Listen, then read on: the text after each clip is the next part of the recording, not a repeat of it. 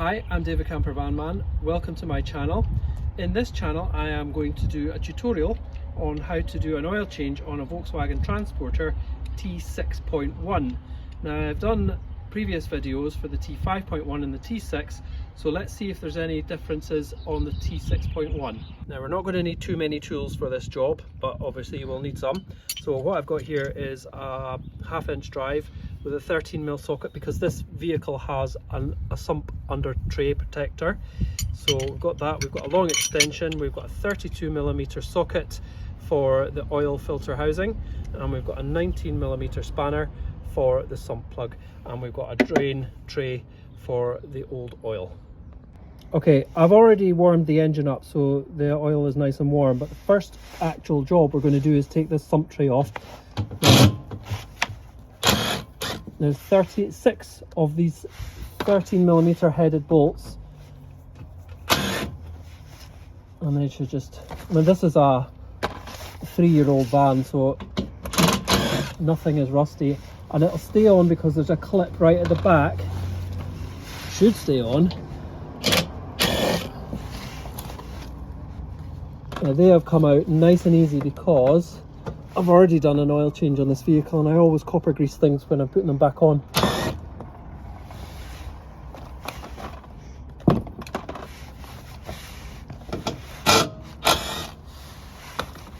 Okay, so that's the 6 bolts out, and all you've got to do now is this clip, you've got to squeeze the legs together and then the tray will come out.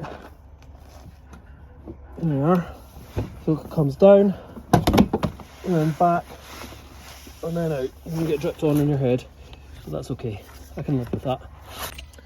Okay, so the oil filter housing is slightly awkward in this one.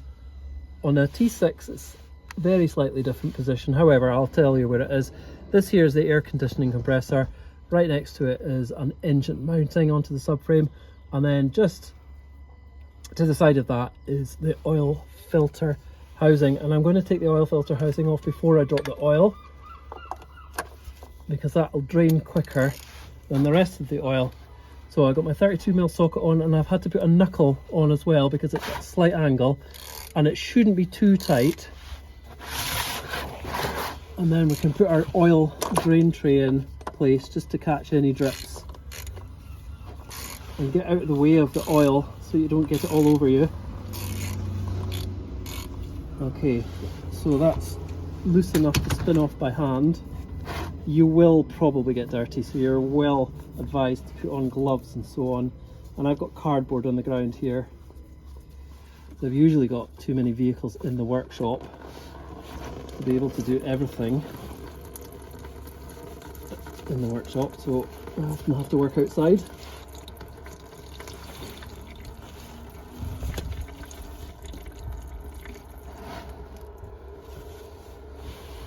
Good, and you will probably get these wires underneath quite dirty. Hoses in the way and everything. Everything's so tight.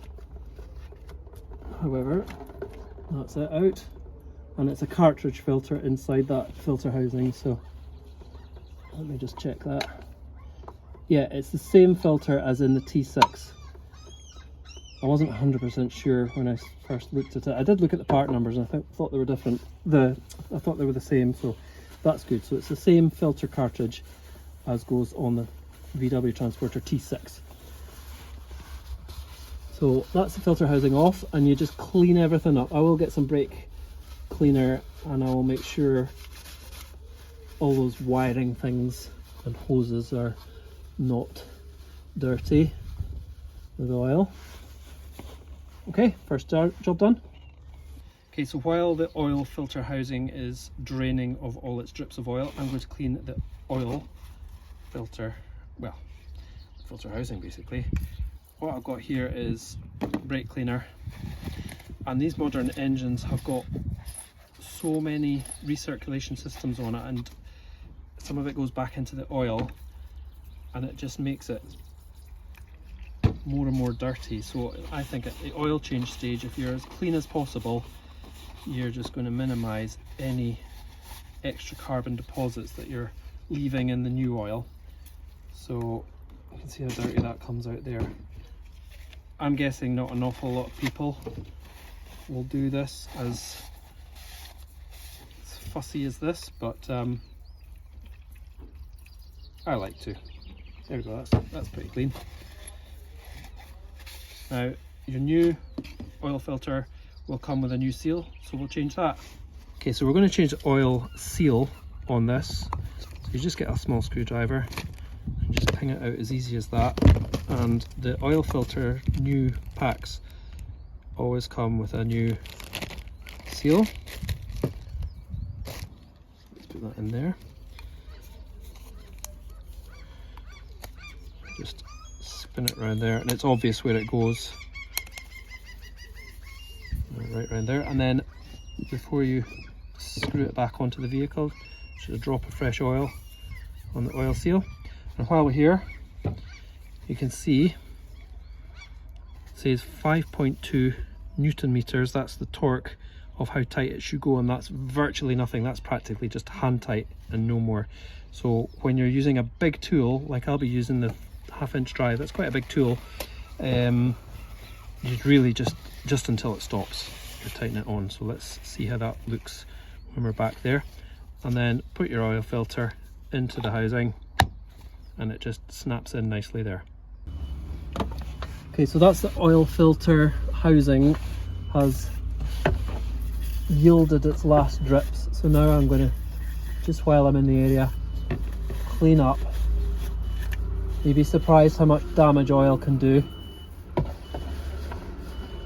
if left on hoses and things. I do apologise to my cameraman, young Kyle, if I'm splashing him. I'm trying not to. No, you're fine. Here's my son, so I can do what I want, really. There we go. And we're not necessarily going to put the new filter back in there just yet. We're just making sure that when we move the oil catch tray away, that it's going to not be dripping anywhere. Okay, next job, we've got to drop the oil. So I have a 19mm spanner, and we just put it on the sump plug, tap it away, and you should be able to unscrew that sump plug by your fingers. Yeah, sometimes it gets a wee bit tighter again. Just whack the spanner back on.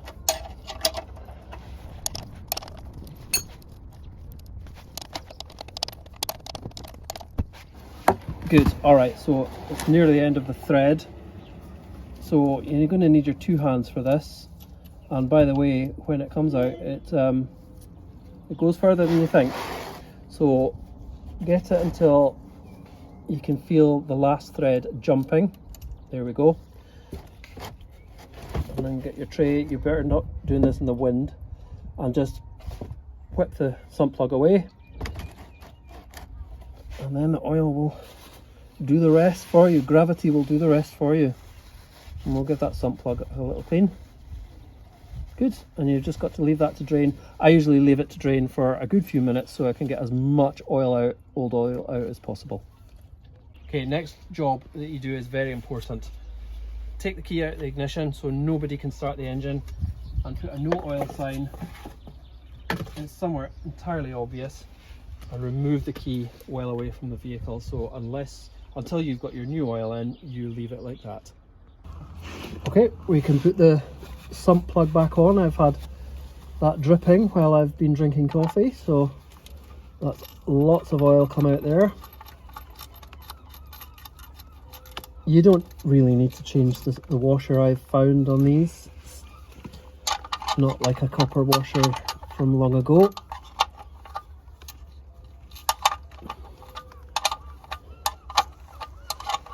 I find that you're better to have a spanner. Don't be tempted to gun this in.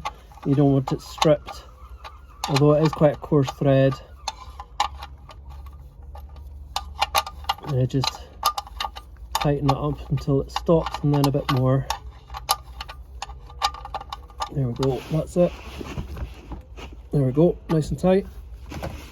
And we're ready to put the oil back in. No, we're ready to put the oil filter housing back in. Now we're ready to put this cartridge back in place. Just peel that hose out of the way. There's a big spring in there.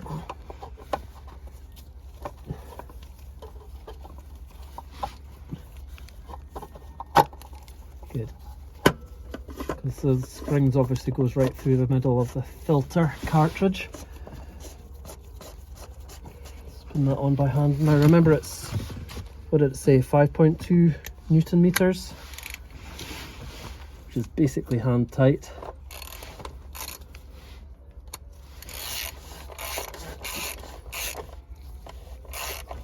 Oops. So I'm just going to tighten it until it stops, and then a touch more, and that's all it needs. Okay, so we can put the oil in now, and I'm just going to do some preparation just in case we spill any oil. Not really going to want to clean it up forever and a day. Now I am using Quantum 5W30 fully synthetic oil, which is probably what they put in the dealerships. I'll just clean this top a little bit. So from memory, I think it's 7.6 or 7.8 litres, but you're just going to fill it up with nearly 8 litres.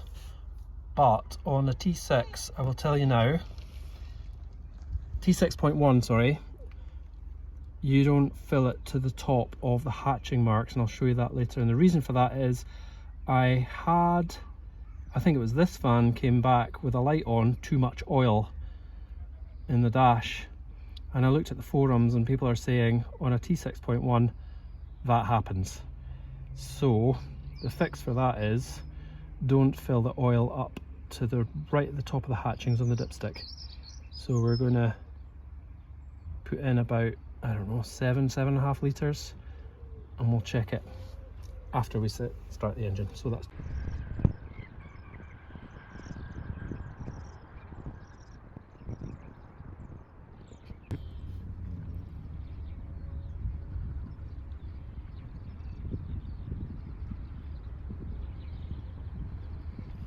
what. So now we can check the dipstick. When I'm dipping it, I always clean the dipstick before I check it. Right. There's the hatching marks, and the oil is halfway up the hatching marks, and we've not started the engine yet, so I'm going to put some more oil in first.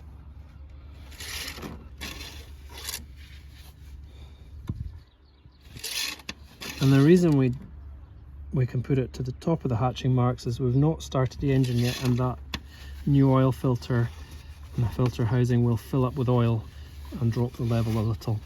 So let's just put the cap back on.